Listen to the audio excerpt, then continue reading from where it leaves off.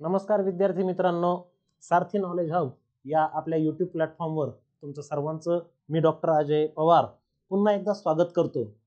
गेल्या व्हिडिओमध्ये आपण सारथी, बार्टी, महाज्योती, टार्टी, अमृत या संस्थांचे जे काही आधी छात्रवृत्ती धारक जे विद्यार्थी आहेत, पीएचडी करणारे, एमफिल करणारे, त्यांच्यासाठी 6 माही प्रोग्रेस रिपोर्ट कसा भरावा याबद्दल आपण माहिती दिली होती। त्यानंतर बऱ्याच विद्यार्थ्यांचे पुन्हा कॉल आले की सर एचआरए आणि कंटिन्जन्सी फॉर्म कसा भरावा त्याबद्दलचा देखील आपण एक व्हिडिओ बनवा, आणि मागच्या व्हिडिओमध्ये मी ते सांगितलंच होतं की पुढचा व्हिडिओ आपला एचआरए आणि कंटिन्जन्सी संबंधीचा असणार आहे। तर विद्यार्थी मित्रांनो, शेवटपर्यंत हा व्हिडिओ नक्की पहा, कारण जर नाही पाहिला याविषयीची माहिती जर आपण जाणून नाही घेतली तर जे नवीन संशोधक विद्यार्थी आहेत त्यांचं मोठ्या प्रमाणात आर्थिक नुकसान यामुळे होऊ शकतं।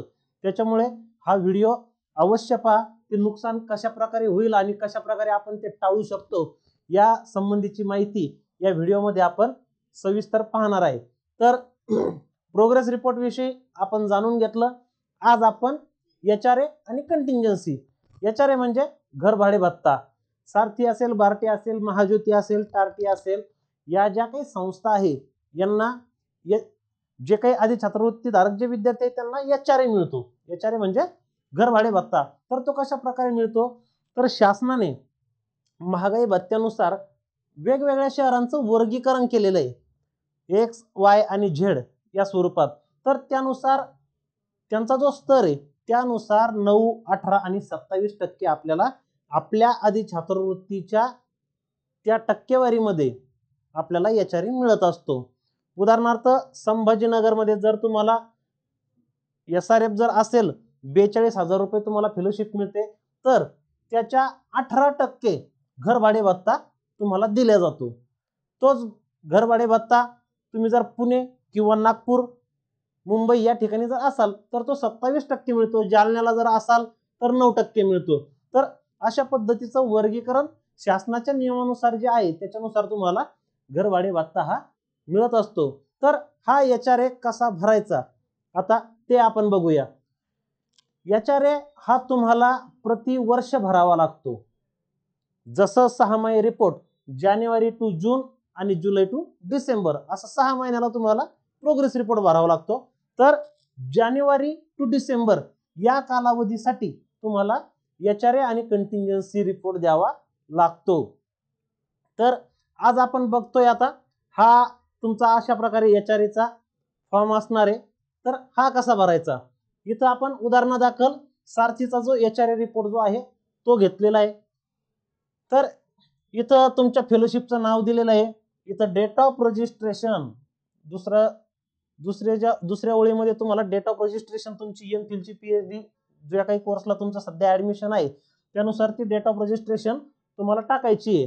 तर माझी आहे 21/11/2021 ही आहे माझी डेट ऑफ रजिस्ट्रेशन। तुमची जी डेट ऑफ रजिस्ट्रेशन तुमच्या कन्फर्मेशन लेटरवर जी असेल ती इथं टाकायची आहे। आता HRA claim for the period of, म्हणजे आता आपल्याला जर 2024 चा जर एचआरए जर घ्यायचा जर आहे तर तुम्हाला इथे टाकायचं आहे 1/1/2024 ते 31/12/2024 ह्या एका वर्षाचा तुम्हाला एचआरए घ्यायचा आहे। आता जी काही विद्यार्थी आहेत त्यांना 2023 मध्ये समजा फेलोशिप मंजूर झालेली आहे, पण त्यांचं 2023 मध्ये मंजूर झाली तर त्यांना त्या वर्षीचा जर एचआरए जर क्लेम जर आता जर करायचा जर असेल तर त्यांच्यासाठी पुन्हा एक एचआरए रिपोर्ट त्यांना एक भरावा लागेल, आणि त्याच्यावरची जी तारीख आहे ती, एक मिनिट मी हे समजलंय तुम्हाला, हे पुसतो मी। तर त्यांनी या ठिकाणी काय तारीख टाकायची आहे, जर त्यांना 17 सप्टेंबर 2023 ला मंजूर झालेली आहे तर यांनी 17/9/2023 ते 31/12/2023 या कालावधीचा एचआरए फॉर्म भरायचा आहे। पण शेवटची जी तारीख राहील ती तुमची 31/12/2023, आणि तिथून पुढे पुन्हा मग 1 जानेवारी 2024 ते 31 डिसेंबर 2024 अशा पद्धतीने हा फॉर्म भरायचा आहे. त्यानंतर इथं तुमचं नाव टाकायचंय, इथं पूर्ण नाव टाकायचंय. हे झालं तुमचं पूर्ण नाव. आता हे ज्यांचं मागचा याच्याने भरलेला नाही त्यांच्यासाठी होतं. तर इथं आता आपण शक्यतो आता हे ह्या वर्षाचंच बघूयात. 1/1/2024 ते 31/12/2024 इथं तुमचं नाव,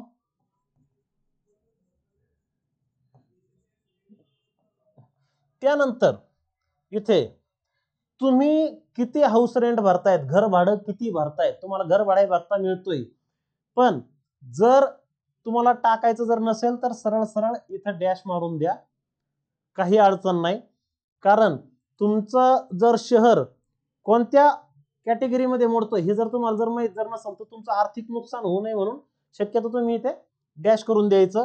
जर तुम्हाला घर भाडे भत्ता भेटतोय 7,000 आणि तुम्ही जर घर भाडे भत्ता जर घर भाडं जर 6,000 जर भरत जर असाल तर ते शक्यतो म्हणजे इथं टाकू नका. विनाकारण कन्फ्यूज होण्यापेक्षा इथे टाकू नका. त्याच्यानंतर हे जे आहे दुसरा रूल टाकायचं जर असेल तर तुमची युनिव्हर्सिटीला विचारून घ्या तो आपलं शहर कुठे मोडतं आणि त्याचा घर भाडे भत्ता आपल्याला किती भेटतो त्याबद्दलची माहिती इथं टाकून द्या. त्यानंतर दुसरं आहे हे हॉस्टेलला राहणाऱ्या विद्यार्थ्यांसाठी. इथंही तुमचं पूर्ण नाव टाकायचंय. जर तुम्ही हॉस्टेलला राहत असाल तरचा हा प्रश्न आहे. आणि मग तुम्हाला ही माहिती भरण्याची आवश्यकता नाही, इथं डॅश मारून द्यायचं पूर्ण. आणि इथं हॉस्टेलला जर राहत जर असाल तर ही माहिती भरायची आणि तुमच्या हॉस्टेलची फीस किती आहे काय जी असेल ती 10,000 वगैरे काय. जर तुम्ही घर भाड्याने घेऊन जर राहत जर असाल तर तुम्हाला जो नियमाप्रमाणे घर भाडे भत्ता आहे तो तुम्हाला मिळणार आहे. जर तुम्ही हॉस्टेलला राहत असाल तर तुम्ही जी हॉस्टेलची वार्षिक फी भरलेली तेवढी तुम्हाला सारथी अदा करणार आहे. आणि त्यानंतर इथं तुम्ही तुमचं नाव सिग्नेचर सही करून द्यायची. इथं डिपार्टमेंटच्या हेडचे नाव सिग्नेचर सही, इथं गाईडचे आणि इथं रजिस्ट्रार किंवा तुमचे जे प्राचार्य असतील संशोधन केंद्र तुमचं जिथं असेल त्यावरती डिपेंड राहील तर त्यांचे सही शिक्का वगैरे घ्यायचंय. शिवाय जर तुम्ही घर भाड्याने घेऊन जर राहत जर असाल तर या फॉर्मला तुम्हाला तुमचं जे हॉस्टेल आहे डिपार्टमेंटचं असेल किंवा कॉलेजचं असेल तिथून तुम्हाला नॉन हॉस्टेलर सर्टिफिकेट घ्यायचंय. तुमच्या हॉस्टेलचे जे काही वॉर्डन आहेत त्यांच्याकडून तुम्हाला नॉन हॉस्टेलर सर्टिफिकेट घ्यायचंय. त्याच्यावर वॉर्डन आणि तुमचे रजिस्ट्रार किंवा प्राचार्य यांची सही तुम्हाला त्याच्यावर बंधनकारक आहे.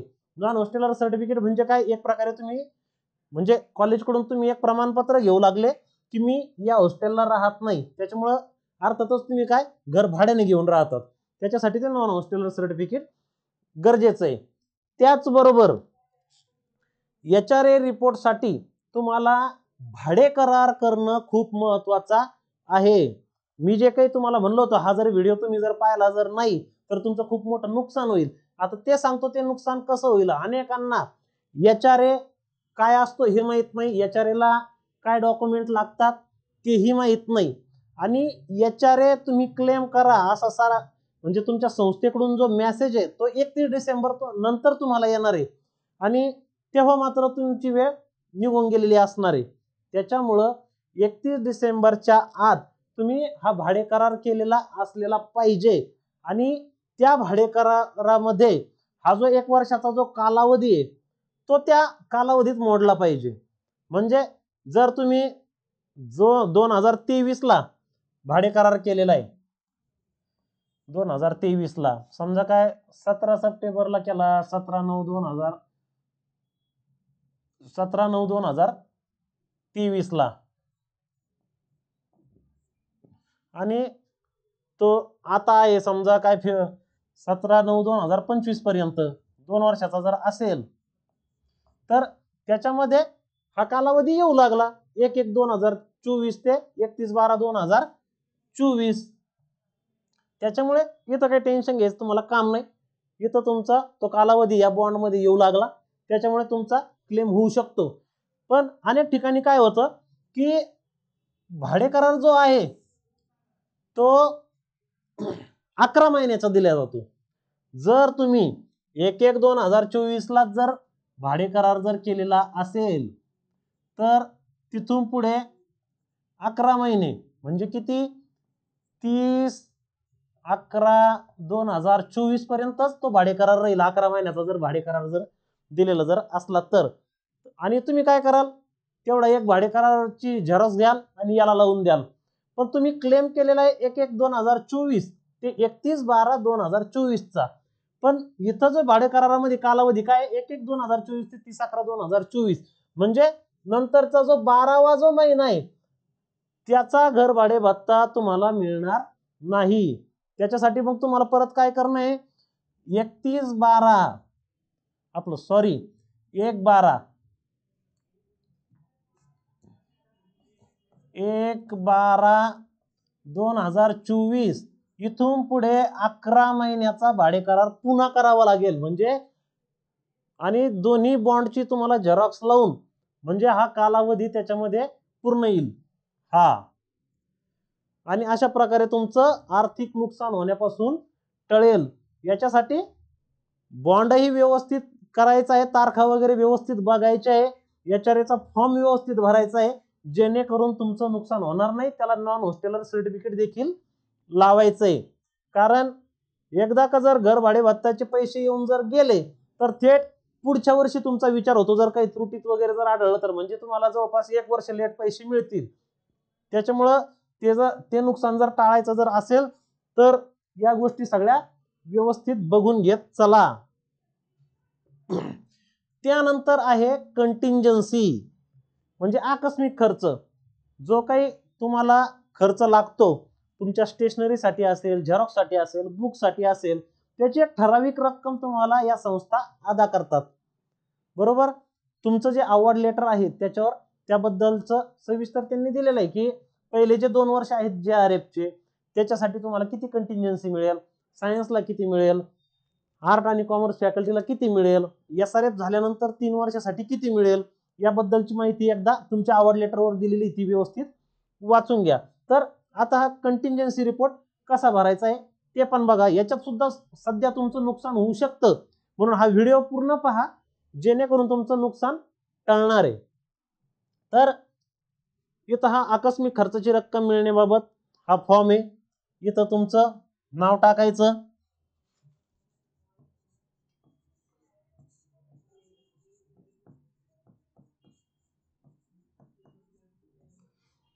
हे नाव, त्यानंतर काय आधी छत्रवृत्ती धारक असून दिनांक आपण कंटिंजन्सी 1 वर्षाची देतोय म्हणून इथं पण 30 तारीख टाकायची 1/1/2024 ते 31/12/2024 या कालावधीचा आकस्मिक खर्च मिळण्यासाठी आपल्या विविध नमुन्यामध्ये सर्व खर्चाचा तपशील व देयके सारथी संस्थे सादर करीत आहे. खर्चाचे तपशील पुढील प्रमाणे आहेत.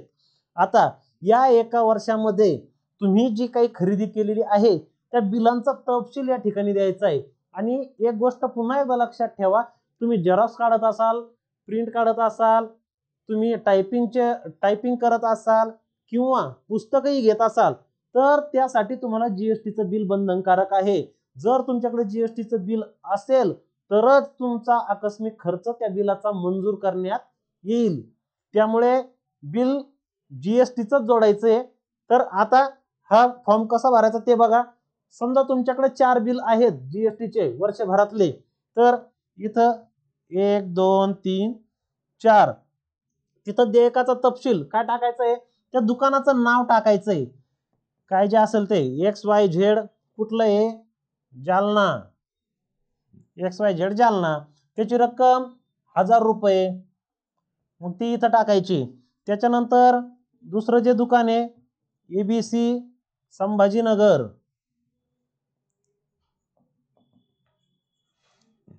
तिथलं बिल किती आहे 2000.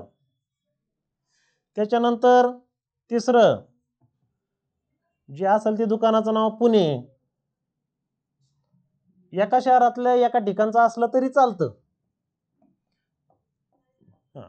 अशा प्रकारे हे 3 अजून कोणतं बिल आहे समजा आपल्याकडं, हे आहे समजा कोल्हापूर, त्यानंतर हे कितीचं आहे 4000चं. तर अशा पद्धतीनं हे इथं बिल आपण लिहायचंय. त्याचबरोबर हे जे ओरिजिनल बिल आहे त्याच्या उजव्या साईडला म्हणजे अशा एका कोपऱ्यामध्ये जर XYZ आपण 1 नंबरला अनुक्रमांक टाकलेला आहे, तिथं पेन्सिलनी एक असा आकडा टाकायचा आहे. जे दुसरं बिल आहे EBC संभाजीनगरचं, तिथं मग या कोपऱ्यामध्ये 2 नंबर असा टाकून द्यायचा आहे. म्हणजे ते लक्षात येतं की त्या क्रमांकाचं बिल इथं लावलेलं आहे. क्रमांकानुसार व्यवस्थित आपण ते बिल तिथं लावायचंय. तर आणि इथं एकूण रक्कम किती झाली, 1 3 6 4 10, इथं ही एकूण रक्कम टाकून द्यायची. तुम्हाला लक्षात यावं याच्यासाठी अगदी लहान मुलांप्रमाणे तुम्हाला सांगतोय, इथं संशोधक विद्यार्थ्याची सही, तुमची सही पण करायची आहे. त्याच्यानंतर पुन्हा आता एक कंटिन्जन्सीचा हा युटिलायझेशन सर्टिफिकेट आहे. आता हे कसं भरायचं ते पण बघा. इथं तुमचं नाव टाकायचं, पूर्ण नाव टाकायचंय. कुठंही शॉर्टकट मारायचा प्रयत्न करायचा नाही. कारण इथं KR ला तुम्ही असं डबल जरी असं केलं, थोडी खाडाखोड जरी झाली तरी तुमचा रिपोर्ट रिजेक्ट केला जातो, त्रुटीमध्ये टाकला जातो आणि तुम्हाला पुन्हा सर्व डॉक्युमेंट नवीन पाठवावे लागतात. त्याच्यामुळे डॉक्युमेंट भरताना कुठेही खाडाखोड नको, व्हाईटनर लावायचं नाही. तर फक्त आणि फक्त तुम्ही सुवाच्य अक्षरात फॉर्म भरणं हाच त्याच्यासाठी पर्याय. त्यानंतर इथं इयर ऑफ फेलोशिप दिलेलं आहे. डेट ऑफ रजिस्ट्रेशन टाकायची तुमची 21/11/2021. त्याच्यानंतर सारथीचं अवॉर्ड लेटर, बरोबर, त्याच्यावर जी डेट आहे, कोणत्या दिवशी तुम्हाला अवॉर्ड झाली ती डेट या ठिकाणी टाकायची. समजा मला झाली 1/1/2023 ला. आता एक्सपेंडिचर फ्रॉम इयरली म्हणजे आपल्याला आता क्लेम कोणता करायचा आहे 1 वर्षासाठी, तो कोणता 1/1/2024 ते 31/12/2024 या 1 वर्षासाठी आपण क्लेम करतोय.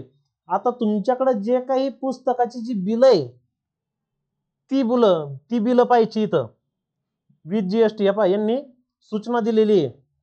तर तुमच्याकडे जे बिल होतं पुस्तकाचं, पहिलं जे बिल आहे आपण समजा ते पुस्तकाचं धरू, ते कधीच आहे समजा 1/1/2024 लाच तुम्ही ते पुस्तकं घेतलेले आहेत. तर त्याची ते एक बिल आणि दुसरं जे बिल आहे अजून पुस्तकाचं घेतलेलं आहे का, हा समजा आपण दुसरं बिल जे ते सुद्धा आपण पुस्तकाचं धरू, ते घेतलेलं आहे तुम्ही 10 एप्रिलला, 10 एप्रिल 2024. म्हणजे पहिलं बिल 1000चं, दुसरं बिल 2000चं, एकूण झाले 3000. जे पुस्तकाचं जे असेल त्याप्रमाणे इथे पुस्तकाच्या सगळ्या बिलांच्या तारखा व इथं एकूण रक्कम टाकायची.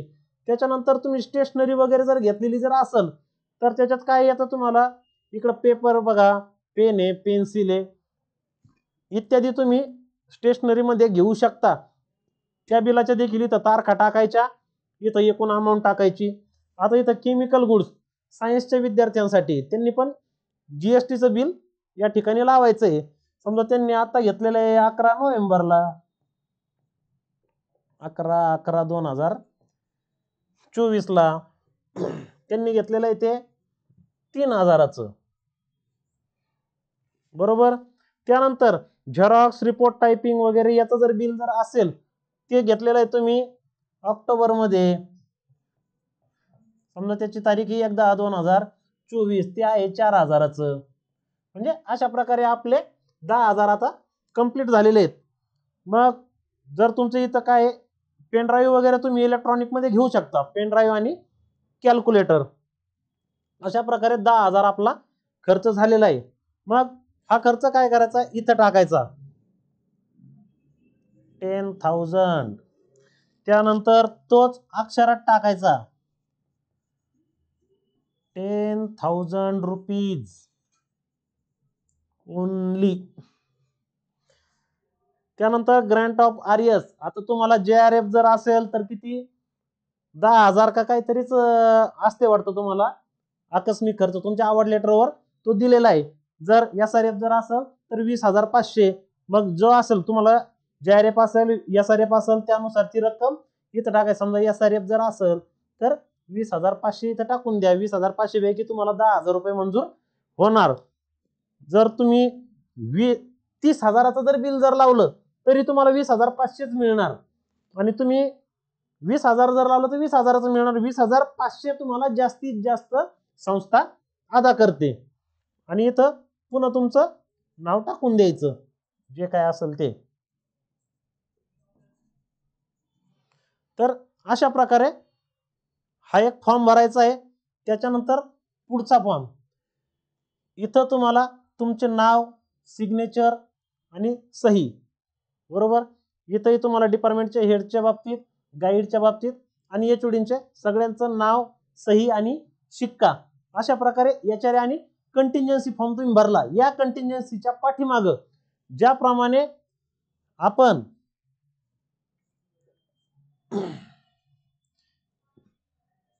या ठिकाणी बिल जे लावलेले आहेत नंबर वाईज, याच नंबर वाईज बिल तुम्हाला कंटिन्जन्सीच्या शेवट लावायचे. ओरिजिनल बिल लावायचे आहेत विथ GST असलेले, तरच तुमचा HRA आणि कंटिन्जन्सीचा जो रिपोर्ट आहे तो मंजूर होईल. अशा पद्धतीने अगदी थोडक्यात आपण HRA आणि कंटिन्जन्सी फॉर्म कसा भरायचा हे आपण या ठिकाणी पाहिलेलं आहे. कंटिन्जन्सीचा फॉर्म भरण्यासाठी तुम्हाला जे तुमचे जे बिल आहेत ते 1 जानेवारी ते 31 डिसेंबर याच कालावधीतले असणं बंधनकारक आहे. तुम्हाला जो मेसेज येणार आहे आता तुमच्या संस्थेकडून तो 31 डिसेंबर नंतर येईल.